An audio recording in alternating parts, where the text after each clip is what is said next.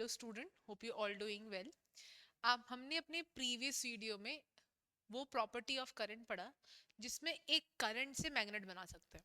ठीक है, अभी इस सेशन में हम लोग उस चीज को डिस्कस करेंगे किस तरीके से मैग्नेट से करंट बनाया जा सकता है, यानी मैग्नेटिक एनर्जी को किस तरीके से हम यूज कर सकते हैं करंट एनर्जी को बनाने के लिए। ठीक है, इसी फिनोमिनॉन को हम क्या कह रहे हैं, इलेक्ट्रोमैग्नेटिक इंडक्शन। इलेक्ट्रोमैग्नेटिक इंडक्शन की जब भी बात आती है तो हमको बस इतना समझना है, अगर बहुत सिंपल वर्ड में समझने की कोशिश की जाए तो हम बना क्या रहे हैं, इलेक्ट्रिसिटी बना रहे हैं। और इलेक्ट्रिसिटी किससे बनाई जा रही है, मैग्नेट को यूज करके। अगर इलेक्ट्रिसिटी प्रोड्यूस की जाए मैग्नेट के यूज से, यानी मैग्नेट को यूज करके, तो हम उसको क्या कहते हैं, इलेक्ट्रोमैग्नेटिक इंडक्शन। ठीक है, इलेक्ट्रोमैग्नेटिक इंडक्शन में बेसिकली एक मैग्नेटिक एनर्जी को किस में कन्वर्ट किया जाता है, इलेक्ट्रिकल एनर्जी में। और इस चीज को डिस्कवर किया फैराडे ने।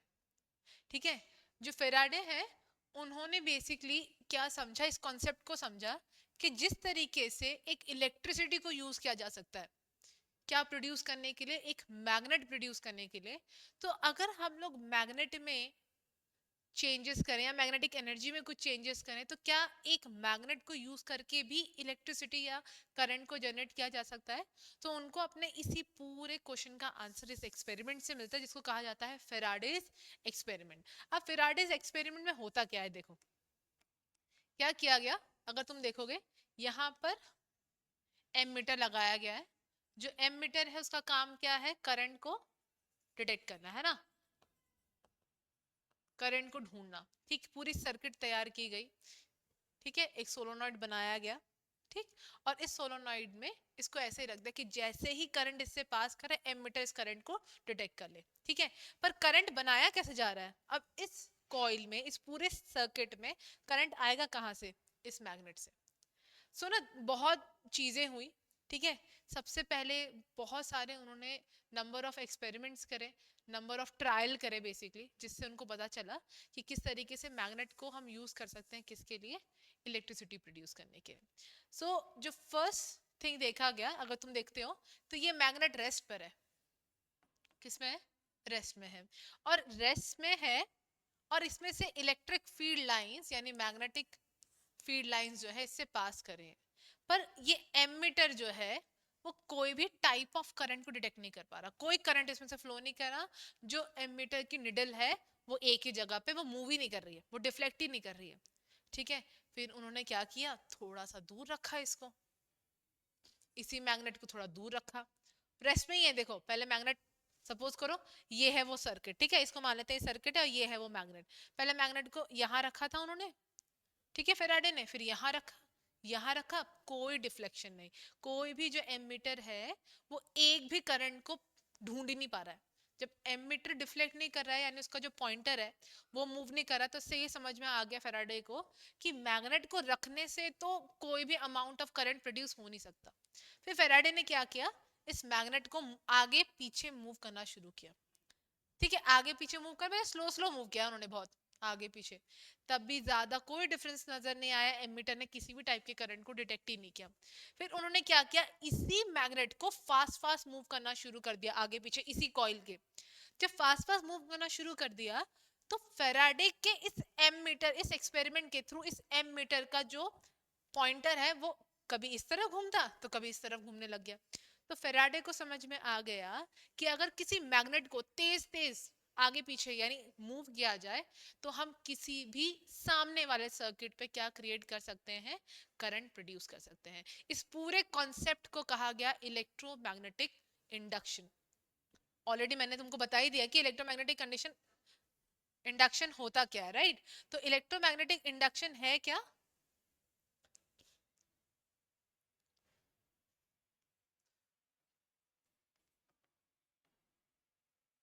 इलेक्ट्रोमैग्नेटिक इंडक्शन में हम लोग क्या प्रोड्यूस कर रहे हैं, हम प्रोड्यूस कर रहे हैं करंट को। और ये जो करंट है वो किससे प्रोड्यूस हो रहा है, किसी मैग्नेट से। और इस मैग्नेट ये जो पूरा कॉन्सेप्ट है इसको बनाने वाले हैं कौन? फेराडे। और फेराडे ने क्या किया? एक्सपेरिमेंट किया, ठीक है। सो अगर हम फेराडे के एक्सपेरिमेंट को देखते हैं तो फेराडे के एक्सपेरिमेंट से हमको क्या समझ में आती है? तीन बात समझ में आती है। सबसे पहले, अगर कोई मैग्नेट रेस्ट में है तो कोई भी टाइप का करंट आप प्रोड्यूस नहीं कर सकते, ये बात समझो, ठीक है। अगर मैग्नेट को कितना भी किसी सर्किट के पास रख दिया जाए, चलो मैं आपको एक डायग्राम से समझा देती हूँ। सो ये है तुम्हारी सर्किट, और इस सर्किट में हमने गैल्वेनोमीटर लगा दिया है। गैल्वेनोमीटर छोटे छोटे छोटे सा करंट भी अगर फ्लो कर रहा है ना तो उसको भी डिटेक्ट कर लेता है, ठीक है। तो और यहाँ पे रख दिया है मैंने मैग्नेट, और ये मैग्नेट का नॉर्थ पोल है, ये मैग्नेट का साउथ पोल है। अगर मैग्नेट अपने एक ही जगह पर है, ये मूव नहीं कर रहा है, तो कोई भी करंट इस पूरे कॉइल पे प्रोड्यूस होने ही नहीं वाला, ये बात समझ लेना। तो फेराडे के एक्सपेरिमेंट से पहली बात तो ये समझ में आती है कि अगर मुझे मैग्नेट से करंट को प्रोड्यूस करना है तो इस मैग्नेट को क्या करना पड़ेगा? मूव करना पड़ेगा। तो दूसरी बात इस ऑब्जर्वेशन से क्या होगी कि मैग्नेट को मूव करेंगे तभी करंट जो है वो प्रोड्यूस हो सकता है, नहीं तो करंट प्रोड्यूस ही नहीं हो सकता, ठीक है। तीसरी बात क्या है? मैग्नेट को धीरे धीरे मूव नहीं करना है। मैग्नेट को मूव करते वक्त जो रिलेटिव मोशन है वो कैसा होना चाहिए? वो फास्ट होना चाहिए। जितना ज्यादा फास्ट एक मैग्नेट मूव करेगा उतना अमाउंट ऑफ करंट हमको इसमें देखने को मिलेगा, यानी करंट उतने जल्दी जल्दी प्रोड्यूस हो रहा होगा। सो इलेक्ट्रोमैग्नेटिक इंडक्शन के लिए हमें मैग्नेट किस में चाहिए? मोशन। यानी अगर जिस तरीके से हमने क्या पढ़ा था, इलेक्ट्रिक जितने भी हमारे करंट है उससे हम लोग मैग्नेट प्रोड्यूस कर सकते हैं, वो तभी पॉसिबल है जब इलेक्ट्रिक करंट होगा, ना कि स्टैटिक करंट, है ना। इलेक्ट्रिक करंट क्या होता है? इलेक्ट्रिक करंट मतलब जब कोई भी चार्ज पार्टिकल एक जगह से दूसरी जगह जाता है और उसी मूवमेंट में क्या प्रोड्यूस होता है? एक करंट प्रोड्यूस होता है, ठीक है। उसी तरीके से जब मैग्नेट भी मूव करता है तभी जो है किसी भी सर्किट पे हम क्या प्रोड्यूस कर सकते हैं? करंट प्रोड्यूस कर सकते हैं, ठीक है। उसके बाद अगर आप देखो तो फेराडे ने इसी एक्सपेरिमेंट के थ्रू कुछ लॉ बनाए, और उसी लॉ का भी हमको समझना है। सबसे पहला क्या है कि फर्स्ट थिंग क्या कह रहा है कि अगर फ्लक्स, यहाँ पे किसकी बात हो रही है? आपके मैग्नेटिक फ्लक्स की बात हो रही है।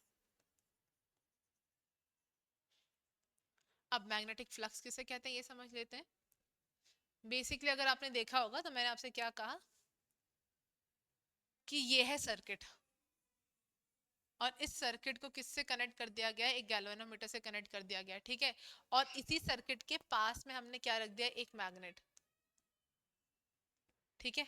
सो मैग्नेट जब रखा तो ऑब्वियस सी बात है मैग्नेट है तो मैग्नेट के पास अपनी फील्ड लाइंस भी होगी। किसी एरिया से कितना अमाउंट ऑफ फील्ड लाइन पास कर रहा है उसी को हम कहते हैं मैग्नेटिक फ्लक्स। तो मैग्नेटिक फ्लक्स क्या है? मैग्नेटिक फील्ड लाइंस पर एरिया। सो एक एरिया से कितने फील्ड लाइंस जा रहे हैं उन्हीं को हम मैग्नेटिक फ्लक्स कहते हैं। सो फेराडे अपने फर्स्ट स्टेटमेंट में क्या कह रहे हैं कि जितना ज्यादा तुम चेंज करोगे एक मैग्नेटिक फ्लक्स को, मतलब कभी बहुत ज्यादा मैग्नेटिक फील्ड लाइंस, कभी बहुत कम, कभी बहुत ज्यादा, कभी बहुत कम, जब ये बहुत ज्यादा बहुत कम होगा तब जाके हमको क्या देखने को मिलेगा कि करंट जो है वो क्या हो रही है? इंड्यूस हो रही है, अदरवाइज करंट इंड्यूस नहीं होंगी। सिंपली कहना चाह रहे हैं कि अगर कोई भी मैग्नेट का रिलेटिव मोशन जितना फास्ट है उतना ज्यादा हमको मैग्नेटिक फ्लक्स देखने को मिलेगा। जितना ज्यादा मैग्नेटिक फ्लक्स देखने को मिलेगा फिर उतना ही ज्यादा हमको उसमें करंट जो है जनरेट होता नजर आएगा। तो इसका मतलब अब हम लोग फेराडे की नेक्स्ट लॉ पे चलेंगे कि फेराडे बता रहे कि कितना अमाउंट ऑफ करंट प्रोड्यूस होगा किसी भी कॉइल में। 10 एम्पियर करंट प्रोड्यूस होगा कि 20 एम्पियर प्रोड्यूस होगा कि 5 एम्पियर प्रोड्यूस होगा। जो स्ट्रेंथ है, जो मैग्नीट्यूड है उस इलेक्ट्रिक करंट की, वो टोटली किस पे डिपेंड करती है? वो डिपेंड करती है चेंज इन फ्लक्स पे। सो मैग्नेटिक फ्लक्स जितना चेंज करेगा उतना ही ज्यादा करंट जो है वो प्रोड्यूस होने वाला है। तो इन दोनों ही लॉ से हमको क्या समझ में आता है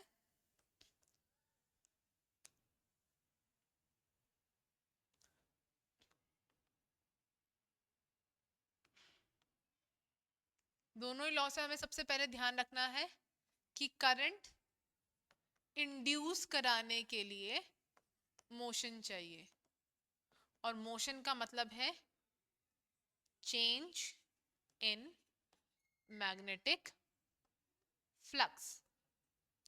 और इसी इंड्यूस करंट की मैग्नीट्यूड को जानने के लिए आपको चाहिए rate of change of flux, यानी आप जितना ज्यादा इस फ्लक्स को विद टाइम चेंज करते रहोगे उतना ज्यादा आपको करंट जो है उसमें प्रोड्यूस होता नजर आएगा। ये दो लॉ जो है आपको याद रखने अपने एग्जाम में, ठीक है। नेक्स्ट आगे बढ़ते हैं हम लोग।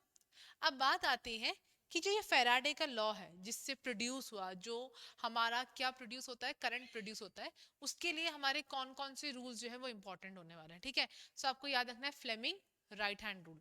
जो फ्लेमिंग राइट हैंड रूल है उससे बहुत बार क्वेश्चन पूछे भी गए हैं कि फ्लेमिंग राइट हैंड रूल में जो फोर फिंगर है वो किसको बता रहा है, थंब किसको डिनोट करता है, प्लस जो है हमारा सेंट्रल फिंगर है वो किसको डिनोट करता है, वो सारी चीजें से पूछी गई हैं। तो तुमको भी ये चीज ध्यान रखनी है कि Fleming right hand rule basically किसको बताता है। ध्यान रखना राइट हैंड रूल में आपको क्या याद रखना है, क्या बताया जा रहा है, इंड्यूस करंट का डायरेक्शन।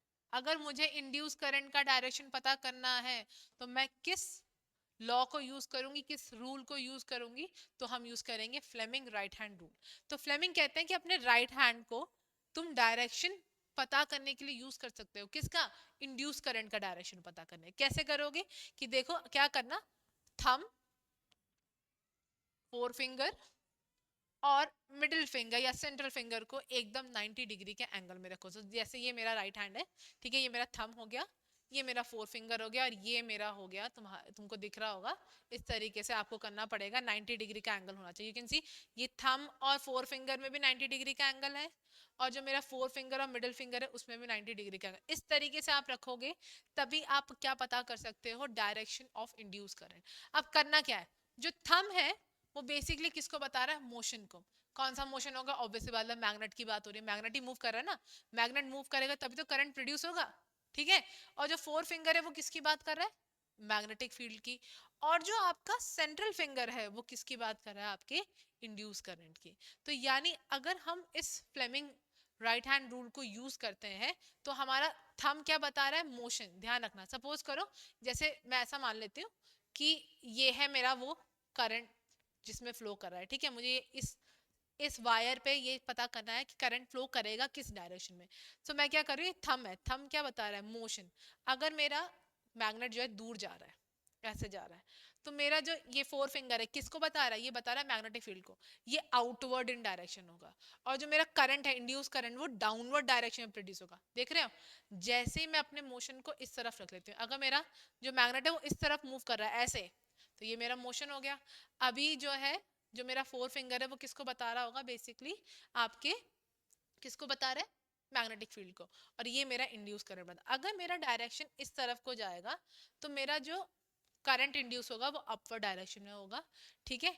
और अब मुझे इसके 90 डिग्री पे रखना है तो ऐसे रखूंगी, यानी अब ये इनवर्ड होगा, क्योंकि ये जो फोर फिंगर है वो किस डायरेक्शन को बता रहा है, अंदर की तरफ बता रहा है। तो आपको यही ध्यान रखना है कि अगर मैं चाहती हूँ, अगर हम ये देखना चाहते हैं कि इंड्यूस करंट के डायरेक्शन को किस तरीके से, किस रूल से हम पता करें, तो उसके लिए हमारे पास रूल कौन सा रहेगा, फ्लेमिंग राइट हैंड रूल। ये आपको बात क्लियर हो गई है। नेक्स्ट, इलेक्ट्रोमैग्नेटिक इंडक्शन की जब भी बात चलती है तो एक तो हमने एक लॉ तो हमने कौन सा यूज कर लिया, Fleming right hand rule use कर लिया। नेक्स्ट है लेंस लॉ, ये बहुत ज्यादा इंपॉर्टेंट है, ठीक है। लेंस लॉ भी जो है किस में हेल्प करता है, हमें ये पता करने में हेल्प करता है कि बेसिकली क्या रीजन है, क्यों डाउनवर्ड और अपवर्ड जो है मोशन हमको देखने को मिलता है किसका, करंट का। तो उसके लिए लेंस ने बहुत सिंपल एक कॉन्सेप्ट रखा। लेंस ने कहा कि देखो तुमको जो डायरेक्शन मिल रहा है ना करंट का, वो तुम कैसे पता कर सकते हो, मेरे लॉ को यूज कर कर। तो लेंस का लॉ क्या कहता है कि जैसे जैसे कोई भी कंडक्टर में जो भी करंट इंड्यूस हो रहा होगा वो डिपेंड करता है चेंजिंग ऑफ मैग्नेटिक फील्ड के, ठीक है। अब चेंजिंग ऑफ मैग्नेटिक फील्ड का मतलब क्या, देखो मैंने तुमको क्या बताया था कि जो फेराडे है वो बेसिकली क्या बता रहे हैं, वो बता रहे हैं भाई ठीक है, अब किसी बार मैग्नेट को पास रखा तो इस पूरे लूप में क्या हो जाएगा, करंट फ्लो करने लग जाएगा।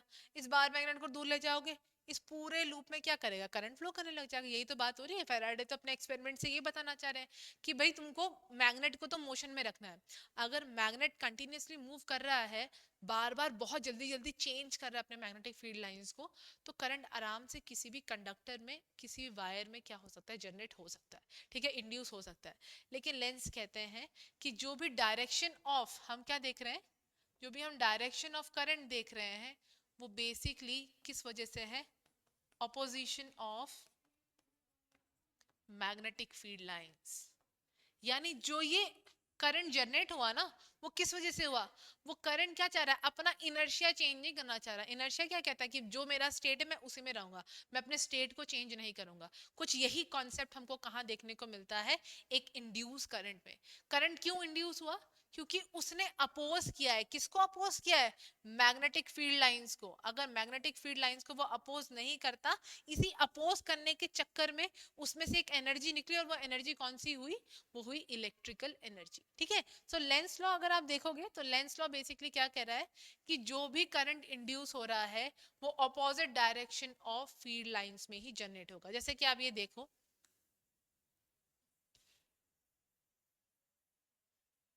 अब क्या कहने का मतलब है, आप देखो अपोजिट कैसे, जैसे ये नॉर्थ पोल है, ठीक है, मैं ऐसा मान रही हूँ नॉर्थ पोल ऑफ मैग्नेट किसके तरफ जा रहा है, इस लूप के तरह ये मूव कर रहा है, ठीक है, ध्यान रखना। ये हम भूल जाते हैं कि ऐसा कोई करंट वाला स्टेटमेंट भूल जाओ।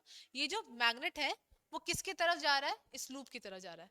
अब लूप क्या करेगा, लूप इसको अपोज करने की कोशिश करेगा, तो इसका मतलब लूप को क्या होना पड़ेगा, नॉर्थ पोल होना पड़ेगा, तभी तो अपोज कर पाएगा। अपोज करना मतलब उल्टा ना, रिपेल करना।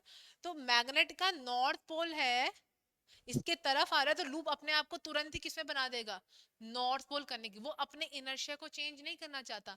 पर नॉर्थ पोल तभी बन सकता है जब करंट कैसे फ्लो करता है, एंटी क्लॉकवाइज। हमने क्लॉक फेस रूल पढ़ा है अभी, अगर आप लोग ने मेरी प्रीवियस वीडियो देखी होंगी तो उसमें आपने पढ़ा है कि क्लॉकवाइज अगर कोई भी करंट फ्लो करता है तो वो साउथ होता है, और एंटी क्लॉकवाइज कोई भी करंट मूव करता है तो जो पोल बनते हैं वो कैसे बनते हैं, नॉर्थ पोल बनते हैं, है ना। तो ये सारी चीजें तो हम लोग ऑलरेडी उस कॉन्सेप्ट को डेवलप कर चुके हैं, किसमें, इलेक्ट्रोमैग्नेट्स में। सो वही कॉन्सेप्ट यहाँ भी लगेगा कि अगर करंट जो है वो चाहता है कि नॉर्थ पोल उसकी तरफ ना आए, तो वो अपने पास क्या बना लेगा, नॉर्थ पोल। इसी नॉर्थ पोल को बनाने के चक्कर से जो करंट है वो कैसे फ्लो करना शुरू कर देगा, आपका एंटी क्लॉकवाइज डायरेक्शन में। तो अगर एंटी क्लॉकवाइज डायरेक्शन में फ्लो कर गया तो इसका मतलब ये लूप किसकी तरह बिहेव कर रहा है, एक नॉर्थ पोल की तरह। अब जब ये करंट, अब जब ये बार मैग्नेट दूर जाएगा, है ना, अब सीख, अब उसको दूर नहीं जाने देगा ये लूप। अब लूप क्या बोलेगा कि भाई मैं तो इसको अट्रैक्ट करना चाहता हूँ।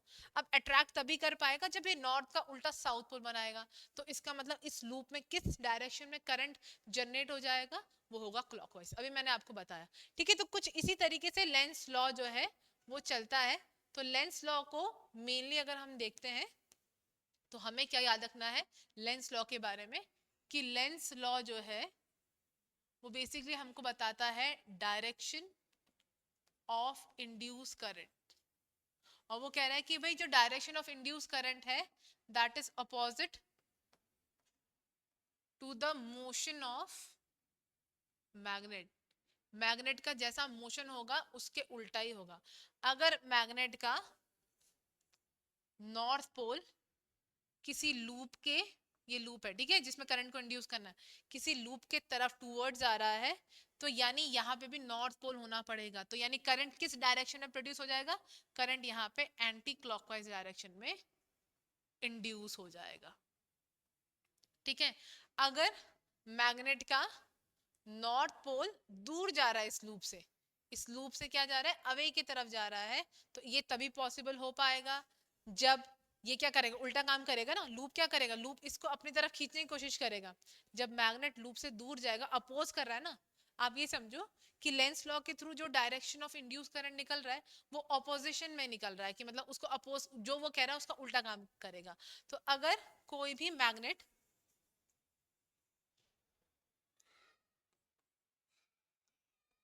दूर जाने की कोशिश करेगा इस लूप से, तो लूप इसको खींचने की कोशिश करेगा, वो तभी पॉसिबल है जो नॉर्थ का साउथ बनेगा। तो इसका मतलब इस करंट को, जो ये लूप है इसको किस करंट को किस डायरेक्शन में फ्लो करवाना पड़ेगा क्लॉकवाइज डायरेक्शन में, तभी ये इसको अपोज कर सकता है। तो लेंस कहते हैं कि जब भी करंट इंड्यूस होगा वो हमेशा अपोजिट डायरेक्शन ऑफ किसमें ही होगा, करंट मैग्नेट के मोशन में। सो जो भी करंट का डायरेक्शन है इंड्यूस करंट का, वो basically opposite to the motion of magnet है। अगर मैग्नेट का नॉर्थ पोल लूप के टूवर्ड्स है तो लूप में जो करंट का डायरेक्शन होगा वो कौन सा होगा, नॉर्थ है ना, तो नॉर्थ ही याद रखना। अगर उसके तरफ आ रहा है तो नॉर्थ ही ध्यान रखना, यानी एंटी क्लॉकवाइज। अगर यही बार मैग्नेट का नॉर्थ पोल इसके अवे जाने की कोशिश कर रहा है लूप के, तो इसका मतलब अवे यानी उल्टा, नॉर्थ का उल्टा साउथ, साउथ पोल बनाने की कोशिश करेगा लूप, और जो डायरेक्शन होगा करंट का वो कैसा हो जाएगा, क्लॉकवाइज। तो लेंस के इस लॉ के थ्रू हम इजीली इंड्यूस करंट का डायरेक्शन देख सकते हैं। जैसे फ्लेमिंग राइट हैंड के रूल के लिए हमने क्या किया, हमने थंब को यूज किया, हमने फोर फिंगर यूज किया, हमने जो है सेंट्रल फिंगर यूज किया, इसको यूज करके हमने इंड्यूस करंट का डायरेक्शन पता किया। वैसे ही लेंस लॉ को यूज करके हम मोशन ऑफ या फिर पोल्स ऑफ बार मैग्नेट के या कोई भी मैग्नेट के हम इजीली जो है क्या कर सकते हैं, पता कर सकते हैं कि बेसिकली इनका जो है डायरेक्शन क्या होगा। जब इंडक्शन की बात आती है, इलेक्ट्रोमैग्नेटिक इंडक्शन की बात आती है, तो हमको एक चीज समझना पड़ेगा, इलेक्ट्रोमैग्नेटिक इंडक्शन दो टाइप के होते हैं।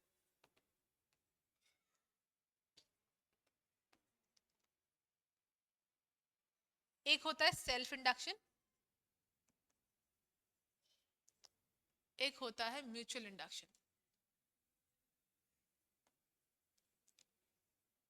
अब क्या होता है, सेम चीज, ये एक सर्किट है, इस सर्किट में से करंट फ्लो कर रहा है, ठीक है। अब करंट फ्लो कर रहा है ऐसे, हमने तो पढ़ लिया भाई, क्या पढ़ लिया कि जो इलेक्ट्रिसिटी है उसके पास ही मैग्नेटिक इफेक्ट है। तो यानी जब करंट ये सोलोनॉइड से फ्लो कर रहा होगा तो इसके पास भी एक मैग्नेटिक क्या देखने को मिलेगा, हमको प्रॉपर्टी देखने को मिलेगी। यानी सेम लूप मैग्नेटिक, यानी मैग्नेट की तरह भी बिहेव कर रही है, और वही लूप उसी मैग्नेटिक फील्ड को प्रोड्यूस करके खुद ही अपने इस पूरे सर्किट में क्या प्रोड्यूस कर दिया, उसने करंट प्रोड्यूस कर दिया। तो उसको हम कहते हैं सेल्फ इंडक्शन, ठीक है। लेकिन अगर मुझे दो सर्किट की जरूरत पड़े, किसकी जरूरत पड़े, दो सर्किट की जरूरत पड़े, जिसमें से एक सर्किट किसकी तरह एक्ट कर रहा है, एक इलेक्ट्रोमैग्नेट की तरह एक्ट कर रहा है, और दूसरा सर्किट जो है करंट को प्रोड्यूस करने के लिए एक्ट कर रहा है, तो उसको हम कहते हैं म्यूचुअल इंडक्शन। जैसे इसमें आप देख रहे होंगे ये ए कॉइल जो है जिसमें बैटरी लगी हुई है, मैंने अभी आपको बताया कि करंट के पास भी इलेक्ट्रोमैग्नेटिक इफेक्ट होता है। तो ये जो एक सर्किट वाला जो हमारा पूरा सोलोनॉइड है वो किसकी तरह एक्ट कर रहा है, एक इलेक्ट्रोमैग्नेट की तरह एक्ट कर रहा है। जब इसका मूवमेंट टूवर्ड्स और अवे होगा तो सेम ये भी एक तरीके का मैग्नेट ही है, टूवर्ड जाएगा तो इसको अपोज करेगा, है ना। तो यहाँ पे clockwise current, anti clockwise current जो है वो डेवलप हो सकता है, ठीक है। और इसके अवे जाएगा तो फिर से क्लॉकवाइज या anti clockwise different type of current जो है उसके डायरेक्शन उस हिसाब से रहेंगे जिस तरीके का इसका पोल रहेगा। अगर ये साउथ पोल हुआ, देखो सिंपली सी बात है, अगर साउथ पोल होगा, मैं लेंस लॉ को यूज करती हूँ, तो अगर ये इसके तरफ आ रहा होगा ये कॉइल, तो ये इसको अपोज करेगा, इसको रिपेल करेगा। रिपेल तभी कर सकता है जब इस कॉइल, इस बी कॉइल पे भी आपको क्या देखने को मिलेगा, साउथ पोल। अगर इस बी कॉइल पे साउथ पोल है तो इसका मतलब इसमें से जो करंट पास कर रही है वो कैसे होगी, क्लॉकवाइज, ठीक है। अगर ये साउथ पोल दूर चला जाएगा तो यहाँ पे इसको अट्रैक्ट करना है, उल्टा काम करना है, इसको अट्रैक्ट करेगा, यानी यहाँ नॉर्थ पोल। इसका मतलब यहाँ पे हमको कैसे करंट देखने को मिलेगी हमारे बी कॉइल पे, एंटी क्लॉकवाइज, ठीक है। मेनली हमको बस इतना ही याद रखना है कि जो इंडक्शन है वो दो टाइप की होती है, एक तो होती है कैसी, सेल्फ इंडक्शन, और एक होती है म्यूचुअल इंडक्शन। जो सेल्फ इंडक्शन होती है उनमें आपका एक ही पूरा सर्किट है, वही इलेक्ट्रोमैग्नेट की तरह भी बिहेव कर रहा है, प्लस वही जो है इंड्यूस करंट भी प्रोड्यूस कर रहा है। यहाँ पे दो कॉइल्स आएंगी जिसमें से एक कॉइल एक इलेक्ट्रोमैग्नेट की तरह बिहेव करेगा और दूसरा कॉइल जो है उसमें आपको इंड्यूस करंट जो है देखने को मिलेगा। इतनी बात हमको समझनी है इस इलेक्ट्रोमैग्नेटिक इंडक्शन के बारे में, इतना हम कॉन्सेप्ट समझ चुके हैं। यानी जहां जहां हम ये देख ले कि किसी मैग्नेट से इलेक्ट्रिसिटी प्रोड्यूस हो रही है, वहां सारा कॉन्सेप्ट किसका चलने वाला है, इसी इलेक्ट्रो इंडक्शन का। पर अब इसका काम क्या है, एग्जाम में क्या किस टाइप के क्वेश्चन आएंगे। सो एग्जाम में जब आप क्वेश्चन देखने को मिलेगा तो आपको बेसिकली देखने को मिलेगा इन डिवाइसेस के बेस में, आपको डायरेक्ट करंट और ऑल्टरनेटिंग करंट के बेसिस में जो भी डिवाइसेस हम यूज कर रहे हैं उनमें हमें ये electro magnetic plus electro induction property देखने को मिलती है, ठीक है। और साथ ही साथ अगर मैं बात करती हूँ किसकी, फ्लेमिंग लेफ्ट हैंड रूल की, तो फ्लेमिंग लेफ्ट हैंड रूल में जो आपका कॉन्सेप्ट चलता है वो आपको ध्यान रखना है, ये थंब है सेम, ठीक है, ये आपका फोर फिंगर है और ये आपका जो है वो सेंट्रल फिंगर है। अगर मैं थंब की बात करती हूँ तो फ्लेमिंग लेफ्ट हैंड में थंब जो है वो फोर्स बताता है, ठीक है, और जो फोर फिंगर वही जैसे हमने वहां पढ़ा था ये बताता है मैग्नेटिक फील्ड, और यहाँ पे जो हमारा सेंट्रल फिंगर है वो बताता है करंट, इंड्यूस करंट नहीं बता रहा है, किसको बता रहा है, सिर्फ नॉर्मल करंट। यानी यहाँ पे जो बात हो रही है वो किसकी हो रही है, आपके स्ट्रेट कंडक्टर्स की। और स्ट्रेट कंडक्टर्स हम कहाँ यूज करते हैं, स्ट्रेट कंडक्टर को हम यूज करते हैं मैग्नेट बनाने में। तो इसका मतलब फ्लेमिंग राइट हैंड रूल हमको इंड्यूस करंट यानी मैग्नेट से करंट बनाने में, उसका डायरेक्शन पता करने में हेल्प करता है। सेम उसी का उल्टा लेफ्ट हैंड रूल हमको हेल्प करता है कि हम किस तरीके से इलेक्ट्रिसिटी से मैग्नेट बना सकते हैं, इसलिए इसको क्या बोला जाता है, मोटर रूल कहा जाता है, ठीक है। ये बात आपको ध्यान रखनी है। साथ ही साथ हम लोग जरा डिस्कस कर लेते हैं कि एग्जाम के रिलेटेड जो हमारे मेन फैक्ट है जो इस इलेक्ट्रोमैग्नेटिक इंडक्शन कॉन्सेप्ट के बेसिस में आएंगे वो क्या क्या हो सकते हैं। तो उससे पहले हम जरा ये समझ लेते हैं करंट कितने टाइप के होते हैं। तो एक डीसी करंट होता है और एक एसी करंट होता है। डीसी मतलब डायरेक्ट, है ना, डायरेक्ट हमेशा कांस्टेंट ही रहने वाला, ये बात ध्यान रखना। ऑल्टरनेट का मतलब ही होता है जो चेंज करता रहे। सो अगर हम देखते हैं डीसी करंट को, तो जो डीसी करंट है उसमें जो करंट का वैल्यू है यानी एम्पियर वैल्यू है, अगर कोई सेल है वो 10 एम्पियर ऑफ करंट प्रोवाइड कर रहा है तो वो 10 ampere of current he provide करेगा, वो 10 का 12 नहीं करने वाला, ठीक है। तो इसका मतलब ये डायरेक्ट सोर्स हो गया यानी वो डीसी करंट हो गया।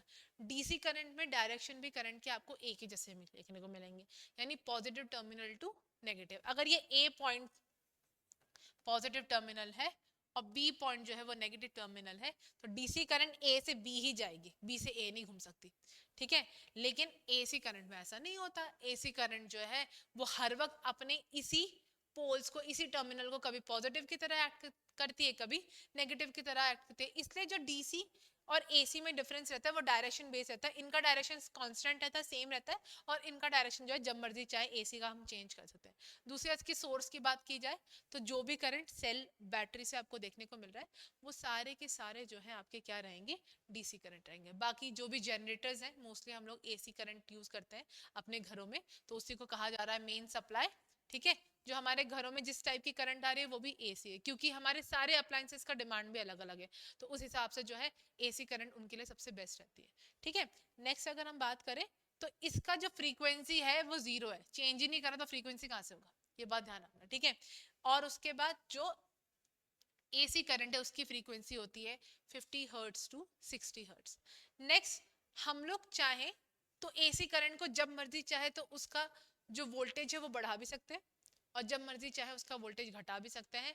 उसके लिए लेकिन हम लोग किसको यूज करते हैं, ट्रांसफॉर्मर्स को, ठीक है, ट्रांसफॉर्मर यूज होते हैं इसके लिए।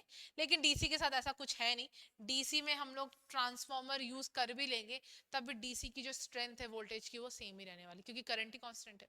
तो पहले तो बात हमने ये समझ लिया।